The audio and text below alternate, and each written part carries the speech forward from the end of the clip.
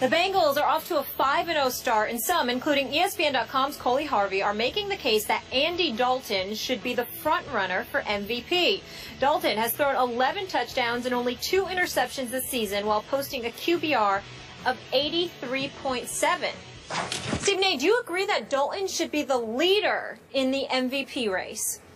Well, I definitely think that there's a case for Tom Brady, and I don't want to sit there and you know, it's my birthday. I'm not interested in being agitated by Skip Bayless, so let me just throw out that little caveat right there. I'm not saying that Andy Dalton is better than Tom Brady. I'm not saying that Tom Brady's numbers per se are more impressive, because they are more impressive. But, Skip, here's my case for Andy Dalton, where he came from to where he is at this particular juncture in terms of his personal efficiency, completing about 67% of his passes, throwing just, 2 interceptions. I'm sorry, just throwing just 2 interceptions on the entire year, whereas Brady has thrown none, I know. But also going up against Baltimore and Kansas City and Seattle, etc. All of those things resonate with me. I know he's got the Giovanni Bernards around him, the A.J. Greens, the Sanu, the Jones and Eiferts and those boys, and Hugh Jackson is helping along the way. But so many people talk about the metamorphosis that has taken place and has kicked in where this kid is concerned, how he's really grown and matured and all of this other stuff.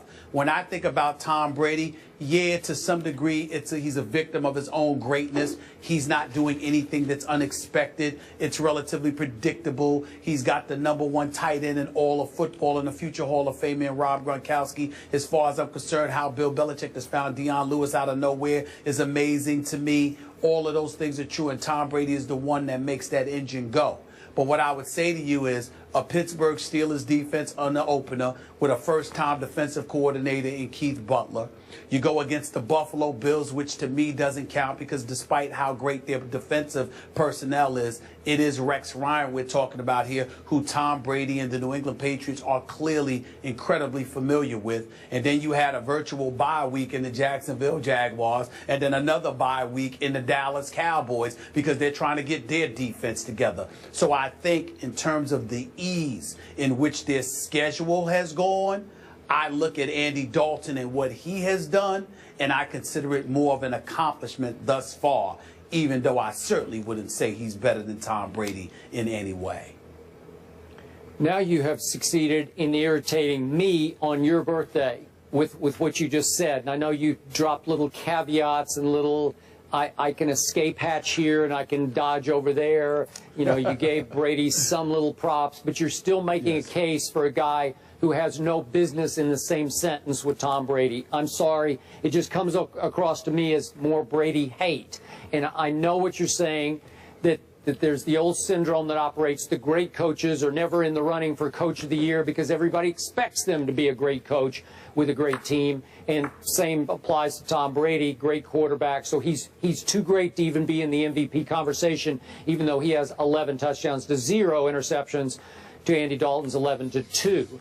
And I would also suggest to you to fixate on the fact that Tom Brady doesn't have an A.J. Green, a high-pick, deep threat stud receiver. He doesn't have that guy. He's got Julian Edelman, a former college quarterback taken in round 7. Little Julian Edelman is his A.J. Green. And I realize Brady has Rob Gronkowski, but Stephen A., Tyler Eifert is about as close to Rob Gronkowski as you can get in the National Football League.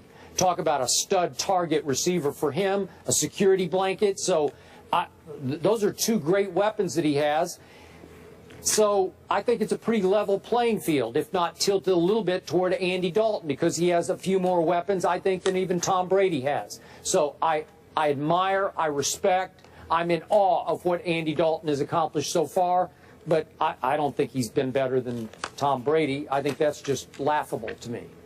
Well, I mean, I think the Jacksonville Jaguars defense against Tom Brady was laughable. And even though the Dallas Cowboys were slightly better with the arrival of Greg Hardy and Rolando McClain, I still think they're a shell of what they will ultimately end up being. So I look at the New England Patriots as basically been able to have this entire season off thus far against the defenses they've played against because of all the aforementioned items I had mentioned. Steelers with a new defensive coordinator, familiarity with Rex Ryan and what he's going to throw at you, and to me, Jacksonville and Dallas doesn't count. So that's my argument. Okay, keep hating. It's okay. The last two Bengals quarterbacks to win MVP, Ken Anderson in 81, Boomer Esiason in 88, both won the AFC title but didn't win in the Super Bowl. Dropping knowledge on fools today, Skip. Up next, we're going to party like it's your birthday. Really? But it really is. October 14th, Stephen A's B-Day today. Should we give him the last word? Yes. I think we should. Someone else has some words for you, too, Mr. Smith. First Take is brought to you by New Lee Jeans with Active Comfort Denim. Comfort never looks so good. And Infinity, luxury cars that deliver inspired performance. Friend of the show, Jay Farrow, sending his happy birthday wishes to our own Stephen A. Saying happy birthday, Stephen A. Smith, Usher, Stacy Keebler, and me. LOL. Stephen A., what do you have to say to Jay? Well, first of all, I appreciate it. Happy birthday to you, my brother. Appreciate you, love you. Jay Farrow, that's my man. Of course, Usher is big time. And for those of you who don't know, Stacy Keebler was special long before she hooked up with George Clooney. I just want to point that out.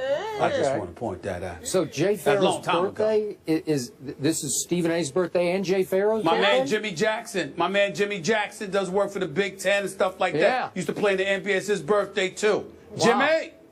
Way to go. It's Libra season, Stephen A., just celebrate responsibly tonight, will you please? I'll do my best. Happy birthday. Bernard Hopkins is here tomorrow. Okay, first of all, I'm resigning. I'm not retiring. I'll get that part straight. I doubt if I'll ever be a head coach again, but, you know, maybe coaching a high school team or something. So don't say I've retired completely from coaching. Who knows what will come in the future. I always get asked, how much longer are you going to coach? And my answer is always the same. As long as we keep winning these bowl games, everybody's happy, we're ranked, life's pretty good, I guess I can go several more years. But if it starts going south, starts going bad, then I need to get out. All right, that was Steve Spurrier announcing his resignation from South Carolina yesterday. Our own Desmond Howard tweeted the following last night. The media loves Steve Spurrier. Any other coach, the narrative would be he quits on his team halfway through the season because they are 2-4. Stephen A., now that we've heard from Spurrier, do you think he quit on South Carolina? Well, I don't think there's any question that he quit. I just don't blame him for doing so. And I understand that I may very well be in the minority. So what? What else is new? When I think about what Desmond Howard said, he's not false. When I listened to Mike Golick this morning on Mike and Mike, and Mike Greenberg as well, they're not false either. They absolutely are right on point with what they're saying that Steve Spurrier did.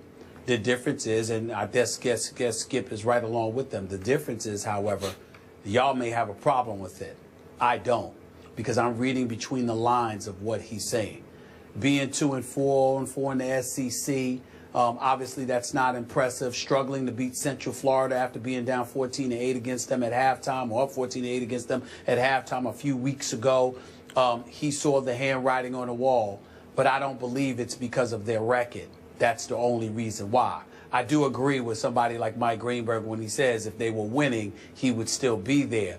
But I think the fact that you heard the rumblings that you heard, the kind of things that I alluded to yesterday, along with some internal heat and discomfort coming his way, it's one thing to lose.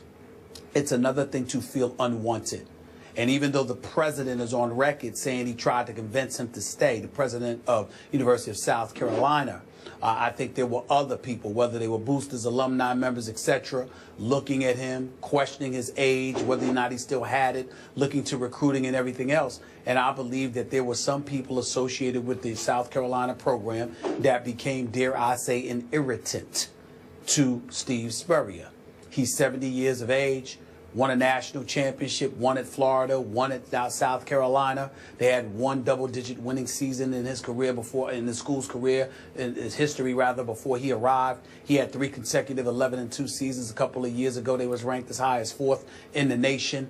And all of that seemed to have been forgotten in his eyes, which was something that he alluded to, although Skip is pointing to a particular writer from Atlanta, and where the article was published in South Carolina. I got the impression from speaking to Steve Spurrier on the air as well as off the air that it was far more than that. Even to him talking about possibly writing a book so he could clarify some of the things that was said about him, a la Nick Saban. So I think all of those things came into effect. And basically a 70-year-old coach who had accomplished more than most in the sport of college football is saying this university of all people are trying to walk around like they don't appreciate me. The hell with them. I don't need them. I'm out. And I think all of us at some point in our careers wish we could say that to an employer. He did it. I don't mind.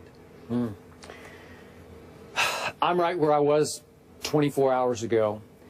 I told you I believed that Steve Spurrier was not finished coaching football on some level, and he indicated as much again yesterday, not only in the media conference, but to our Reese Davis.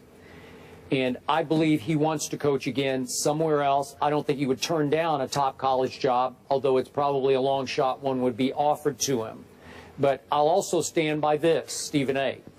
If, in fact, Steve Spurrier simply walked away with no provocation, no reason, he wasn't incited to leave by any internal event we're not aware of. If that happened, if he just saw the handwriting on the locker room wall and said, you know what, we got no shot, and walked out the door, the back door, I don't love it. And I love Steve, but I don't love that. If you just for no other reason than you just sort of gave up on this season and you left the kids you recruited and the assistants you hired to clean up the rest of the mess or suffer ride out the storm the rest of the season, I don't love it. I must admit, I'm right there with all the other critics, and Desmond Howard is right. I just believe, and I don't have any inside information, something happened. It was either the president or the AD or a group of boosters. There was some groundswell, some pressure being exerted to get Steve Spurrier out of there sooner than later. And when he was made aware of it, he said, okay, I'll do you one better. I'll leave right now, and you can go onward and upward without me. But that doesn't mean that he doesn't want to coach anymore, even throughout the NFL is a possibility. Right where you went just now is exactly what I'm trying to say. That is exactly my point. The swirls around him, pushing him out. He said, I don't need this. Who are you? If it were Alabama, if it were Florida, if it were even Notre Dame to a lesser degree, or USC, maybe. But you're South Carolina. Yep. Who do you think you are to act this way towards me? Yep. You didn't have a program until I arrived. So I do understand it. Desmond Howard is absolutely right. But what I think Desmond Howard is not fully appreciating is that this is Steve Spurrier. It ain't too many of those. No. The Nick Sabans, the Les Miles of the world, and people like that. Sure. But it ain't too many Steve Spurriers. So he's right in theory, theoretically. Yeah. But at the end of the day, when you got that kind of cachet, you ain't got to put up with that kind of noise. You ain't got to put up with it one bit. Yep.